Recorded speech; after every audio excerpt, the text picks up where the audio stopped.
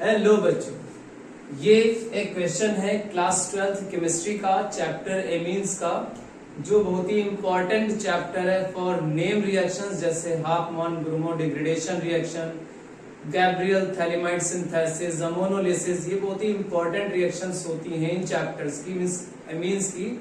वहीं से ये क्वेश्चन है, आप देखिए।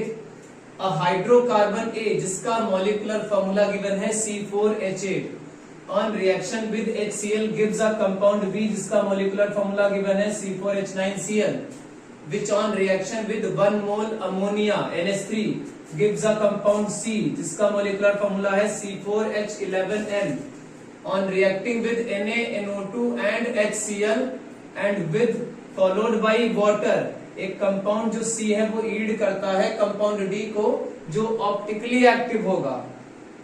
जब हम इस ए कंपाउंड का ओजोनोलिसिस कराएंगे तो ये 2 मोल एसिटल्डिहाइड देगा और हमें आइडेंटिफाई करना है ए बी सी डी कौन से कंपाउंड्स होंगे। तो देखिए, ये जो 2 मोल एसिटल्डिहाइड दे रहा है इसका मतलब ये होता है कि हमें CH3CHO के 2 मोल चाहिए।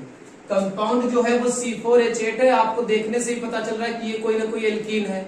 अब वो एल्कीन सिमेट्रिकल हो सकता है या अनसिमेट्रिकल हो सकता है। अनसिमेट्रिकल इसलिए नहीं हो सकता क्योंकि यहाँ पर 2 मोल्स एसिटल्डिहाइड के बनाने के लिए कह रहे हैं और 2 मोल्स जो है वो बिल्कुल इक्वली हाफ से ही डिवाइड होंगे। इसका मतलब ये एल्कीन जरूर सिमेट्रिकल है।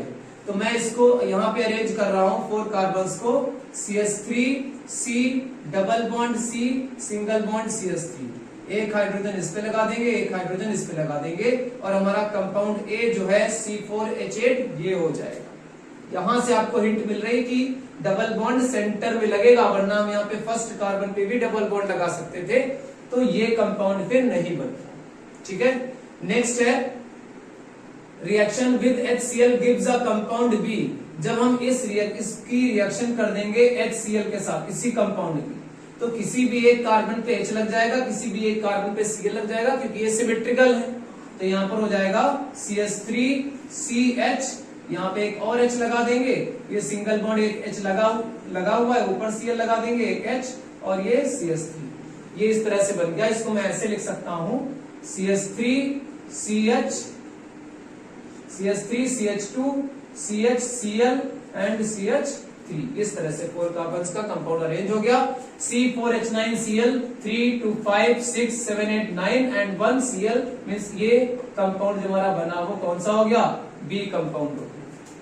Further, on reaction with 1 mole of ammonia with which gives compound C, अगर मैं इसकी अमोनिया से रिएक्शन कर देता हूं प्लस NH3 के साथ, तो एक हाइड्रोजन एक Cl के साथ HCl के फॉर्म में रिलीज हो जाएगा और NH2 इसी पोजीशन पे जुड़ जाएगा, CH3 CH2 CH, यहाँ पे आ जाएगा NH2 and single bond CH3। ये आपका कंपाउंड बन गया जो है C। फिर कह रहे हैं on reacting with NaNO2 and HCl followed treatment through with water, C एक D कंपाउंड देता है जो ऑप्टिकली एक्टिव होता है। वो क्यों है? इसका जब हम NaNO2 और HCl के साथ रिएक्शन करते हैं तो होता क्या है, 0 से 5 डिग्री सेल्सियस पर ये NH2 N2Cl में कन्वर्ट हो जाता है और N2Cl एलिफैटिक में स्टेबल नहीं होता है, अनस्टेबल होता है। तो फर्दर जब हम इसको वाटर के साथ हाइड्रोलिसिस करा देंगे तो मैं सीधे लिख रहा हूं कि एक एल्कोहल का कंपाउंड बन जाएगा CH2CH, यहाँ पे OH लग जाएगा और सिंगल बॉन्ड CH3। कह रहे ये जो कंपाउंड D बना हुआ है वो ऑप्टिकली एक्टिव है। ऑप्टिकली एक्टिव ऐसा समझाएंगे, ये कार्बन से इधर लगा हुआ है CH3CH2 मतलब C2H5, इस तरफ लगा हुआ है CH3, यहाँ पे है OH और यहाँ पर H है। जब इसकी आप मिरर इमेज का फॉर्मेशन करोगे तो ये CH3 इस साइड में आ जाएगा, C2H5 यहाँ आ जाएगा, ये OH और ये H। इसका मतलब है ये दोनों कंपाउंड एक दूसरे के मिरर इमेजेस हैं।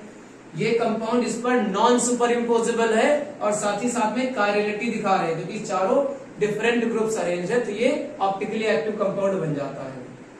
फर्दर कह रहे ओजोनोलिसिस ऑफ A, अगर मैं एक कंपाउंड ये लिखा हुआ है यहाँ पर CH3CH double bond CH single bond CH3, ozonolysis मतलब O3 से रिएक्शन कर दूं इसका CH2Cl2 की प्रेजेंस में, तो ये 2 हाफ में बढ़ जाता है, CH3CH और यहाँ पर आ जाएगा CH3, एक ऑक्सीजन ऐसे और 2 ऑक्सीजन ऐसे जुड़ जाएंगे। फर्दर इसमें जिंक ऐड करके इसका हाइड्रोलिसिस कराएंगे तो ये होगा क्या, यहां से ब्रेक हो जाएगा ऐसे। देखिए CH3CHO CH3CHO सेम मोल्स बन रहे हैं, तो 2CH3CHO बन जाएगा और प्लस ZNO रिलीज हो जाता है। तो यही था कि 2 मोल एसिटाल्डिहाइड मिल रहे हैं, तो यहाँ पर भी 2 मोल एसिटाल्डिहाइड बन रहे हैं। इसके बेसिस पे हमने ये समझा था कि ये जो एल्कीन होगा वो सिमेट्रिकल एल्कीन होगा, मींस इस तरह से बनाएंगे तभी जाके ये पूरा क्वेश्चन हमारा कंप्लीट होगा। This is very important question. बहुत ज्यादा इंपॉर्टेंट क्वेश्चंस होते हैं इन तरह के, जहां पर कई कन्वर्जन्स भी आ जाती हैं, जो कन्वर्जन्स डायरेक्टली रिलेटेड होती हैं नेम रिएक्शन से मोस्ट ऑफ दी क्वेश्चंस में। तो नेम रिएक्शंस को पढ़ना काफी जरूरी होता है इस चैप्टर में।